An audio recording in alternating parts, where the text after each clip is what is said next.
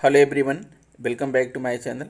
दोस्तों, अगर आप प्रेरणा पोर्टल पर बच्चों का डीबीटी भर रहे हैं या बैंक अपलोड भर रहे हैं तो आप ध्यान दीजिएगा कि ये बहुत ही पेचीदा काम है और बहुत बड़ा काम है। इसे किसी एक वीडियो में या एक स्टेप में कोई भी समझा नहीं सकता है। आपने देखा होगा कि महानिदेशक महोदय ने इसके लिए कार्यक्रम भी रखा था, यूट्यूब लाइव सेशन भी चलाया था, फिर भी किसी शिक्षक को समझ में नहीं आया, क्योंकि एक वीडियो में इतनी जल्दी से ये सारी बातें बता दी जाती हैं। एक्चुअल में जब हम काम करने चलते हैं तो मामला कुछ अलग ही होता है। दोस्तों, आज मैं इसे आपको सेक्शन वाइज बताने चल रहा हूँ।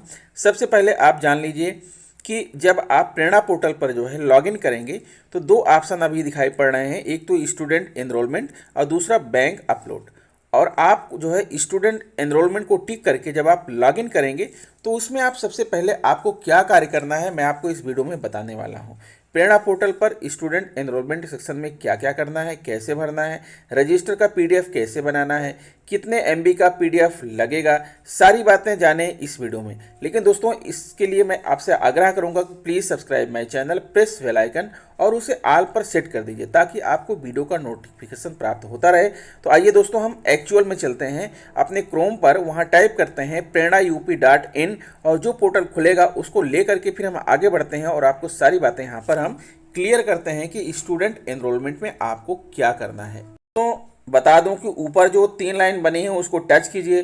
टच करने के बाद आपके सामने जो नया पोर्टल खुल करके आएगा, ये देखिए नीचे है बैंक अपलोड, उसको आप टच करेंगे और बैंक अपलोड को आप जैसे ही टच करेंगे फिर टीचर लॉगिन आएगा, उसको आप यहाँ पर टच कर दीजिएगा। फिर आपके सामने ये पोर्टल खुलकर आएगा, दो ऑप्शन दिखेंगे, स्टूडेंट एनरोलमेंट, बैंक अपलोड। आपको स्टूडेंट एनरोलमेंट को टिक करना है, अपना रजिस्टर्ड मोबाइल नंबर डालना है और उसके बाद जो रेड कलर में लिखा है उसको पढ़ लीजिए। उसके बाद वेरीफाई का बटन आप यहाँ पर दबा दीजिए। जब आप वेरीफाई का बटन दबा देंगे तो फिर आपका जो है ओटीपी सेक्शन आएगा।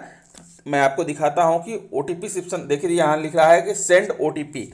अब आप यहाँ पर क्या करेंगे, सेंड ओटीपी का बटन दबा देंगे। आपके मोबाइल पर ओटीपी आएगा, ओटीपी को जो है आप डालेंगे और डाल करके आप जो है यहाँ पर लॉगिन कर देंगे। जैसे ही ओटीपी दबाएंगे यहाँ पर लिख रहा है ओटीपी सेंड सक्सेसफुली, इसको ओके कर दीजिए।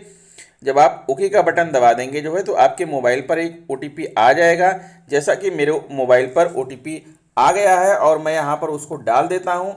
डालने के बाद जो है मैं लॉगिन का बटन यहाँ पर दबा दूंगा और ये पोर्टल जो है आपका लॉगिन हो जाएगा। मैंने लॉगिन का बटन दबा दिया है और यहाँ पर लिख भी रहा है 4 बार इसको करना है ओके। ध्यान दीजिएगा, यहाँ पर लॉगिन के लिए 4 बार आपको ओके करना है। अब ये गोल गोल घूम रहा है और ये लॉगिन हो जाएगा। दोस्तों, आपको बताना चाहूँगा कि जैसे ही आपका पोर्टल लॉगिन होगा आपको ये दिखाई पड़ेगा। अगर ये दिखाई नहीं पड़ता है तो ऊपर बाएं साइड में 3 लाइन दिखेंगी, उसको क्लिक करिएगा। क्लिक करने पर जो है आपके सामने जो है 3-4 बातें लिख कर आएंगी, उसमें स्टूडेंट एनरोलमेंट दिखाई पड़ेगा, उसको क्लिक करिएगा, तब आपको ये दिखने लगेगा। देखिए यहाँ क्या लिखा है, सूचना। सारी सूचना अपने विद्यालय के मार्च की छात्र पंजिका से मिलान करते हुए ही भरें। मार्च की छात्र पंजिका अर्थात मार्च 2021 की बात हो रही है। दूसरा, सेव ड्राफ्ट करने के उपरांत आप सारी सूचना को बदल सकते हैं, लेकिन फाइनल सेव करने के उपरांत कोई बदलाव संभव नहीं है।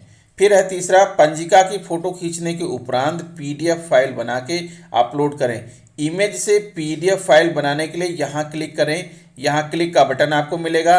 अगर आपने अपने मोबाइल में विद्यालय के कक्षा 1 से 8 तक या कक्षा 1 से 5 तक या 6 से 8 तक जैसा भी आपका विद्यालय है, आपने मार्च महीने के रजिस्टर की फोटोकॉपी आपने फ़ोटो खींच रखा है, उसको पीडीएफ बनाना है तो यहाँ पर क्लिक करके आप उसका पीडीएफ बना सकते हैं। दोस्तों, आपको बताना चाहूँगा कि जो पीडीएफ है वो 5 MB से बड़ा नहीं होना चाहिए, 5 MB से कम होना चाहिए। तो 5 MB से कम का पीडीएफ आपको बनाना है। जब आप क्लिक करेंगे पीडीएफ बनाएंगे तो वहाँ पर आपको ये भी ऑप्शन मिल जाएगा, ठीक है। तो आप यहीं पर क्लिक करके पहले आप अपने मोबाइल में अपना रजिस्टर मेंटेन करने के बाद, आप ध्यान दीजिएगा दोस्तों, रजिस्टर मेंटेन करने की बात मैं कर रहा हूं तो आपको क्या क्या मेंटेन करना है। मार्च 2021 में ध्यान दीजिएगा, विद्यालय खुले हुए थे, बच्चों के लिए टाइम शेड्यूल जारी हुआ था कि फला दिन फला क्लास के बच्चे आएंगे, फला दिन फला क्लास के बच्चे आएंगे।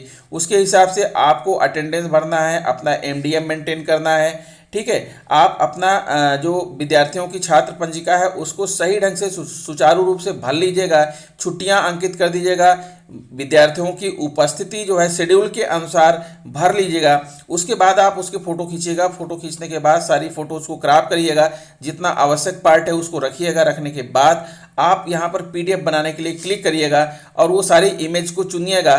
चुनने के बाद पीडीएफ बन जाएगा और पीडीएफ को जो है आप यहाँ पर अपलोड कर दीजिएगा। तो ये सेक्शन आपको दिखेगा। हो सकता है कि आप पीडीएफ पहले से ही बना रखे हों, या आप अगर नहीं बना पाते हैं तो किसी जो है सहज केंद्र में जाइए, कंप्यूटर सेंटर में जाइए और अपनी इमेज दे करके 5 MB से नीचे का पीडीएफ बनाइएगा। दोस्तों ध्यान दीजिएगा, 5 MB से बड़ी पीडीएफ नहीं होना चाहिए, नहीं तो यहाँ पर अपलोड नहीं हो पाएगा।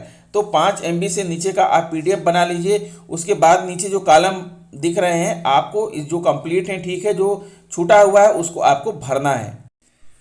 दोस्तों उसके आगे की बात मैं आपको बता रहा हूं। अब मैं मान के चल रहा हूं कि आपने पीडीएफ बना करके अपलोड कर दिया है। उसके नीचे का जो सेक्शन है आप इसे देख पा रहे हैं, यहाँ पर जो कुछ लिखा हुआ है कक्षा 1 से लेकर के 8 तक का है। अगर विद्यालय 5 आपका है तो 1 से 5 होगा, 6 से 8 है तो 6 से 8 होगा, कंपोजिट है तो 1 से 8 रहेगा। यहाँ पर देखिए कक्षा 1 से लेकर के 8 तक ये है कि बॉयज़ कितने हैं, गर्ल्स कितने हैं, टोटल कितने हैं।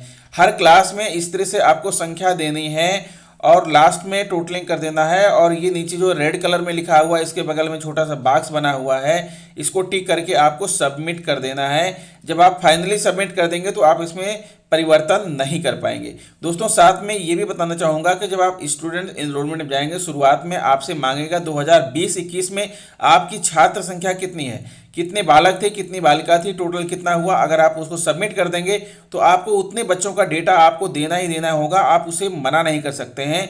भले ही हो सकता है कि कुछ बच्चों का नाम छूट गया हो। मान लीजिए कि पिछली साल जो कक्षा 1 में बच्चे एनरोल हुए थे तो कुछ बच्चों का नाम चढ़ा होगा और जो बाद में आपने एडमिशन लिया हर क्लास में उनका नाम नहीं चढ़ा होगा, तो उनका नाम आपको चढ़ाना होगा।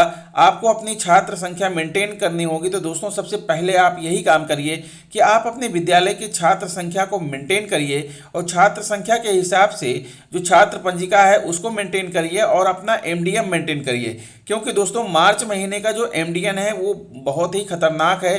फरवरी और मार्च इन दोनों महीने का जो आपका एमडीएम जो साधारण तरीके से आप बनाते थे उसको बहुत ही सावधानी से बनाना है कि जितने दिन जो बच्चा आया है और कितने बच्चों ने खाना खाया है उसके हिसाब से आप उसको भरिएगा। अगर आपने गलत भर दिया तो आप पकड़े जाएंगे। इसलिए ध्यान दीजिएगा कि सबसे पहले आप जो है अगर आपने एमडीएम भर दिया है तो उसके हिसाब से आप अपनी छात्र पंजिका बनाइए। अगर आपने छात्र पंजिका भर दिया है तो उसके हिसाब से आप अपना एमडीएम बनाइए। यानी आपका विद्यालय जितनी क्लास तक है उतने क्लास का पूरा डाटा आपको यहाँ पर देना है। और ये भी ध्यान दीजिएगा कि जब आप शुरुआत में छात्र आंकड़ा दे देंगे तो उसके बाद जो दिखाई पड़ेगा वो आप 21-22 में पहुँच जाएंगे।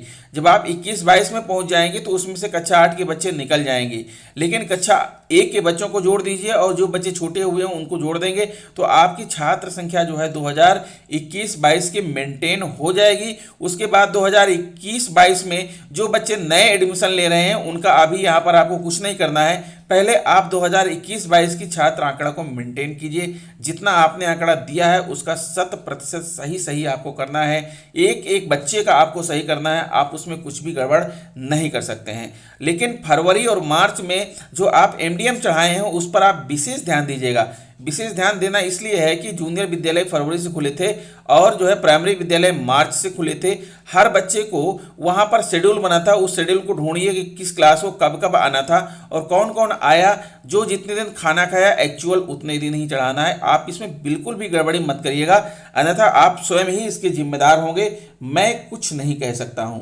हाँ तो दोस्तों ये रहा आपका एनरोलमेंट सेक्शन। आप समझ गए हैं सेक्शन में आपको क्या क्या करना है। इसके 3 स्टेप हैं। पहले तो आप पूरे विद्यालय का फुल आंकड़ा दीजिए, उसके बाद रजिस्टर की फोटो खींच के पीडीएफ बनाइए, अपलोड कीजिए। उसके बाद क्लास वाइज आपको ये आंकड़ा देना है। उसके बाद लास्ट में जो यहाँ छोटा सा बॉक्स बना है उसको टिक करने के बाद आप फाइनली सबमिट कर दीजिए तो आपकी विद्यालय का आंकड़ा चला।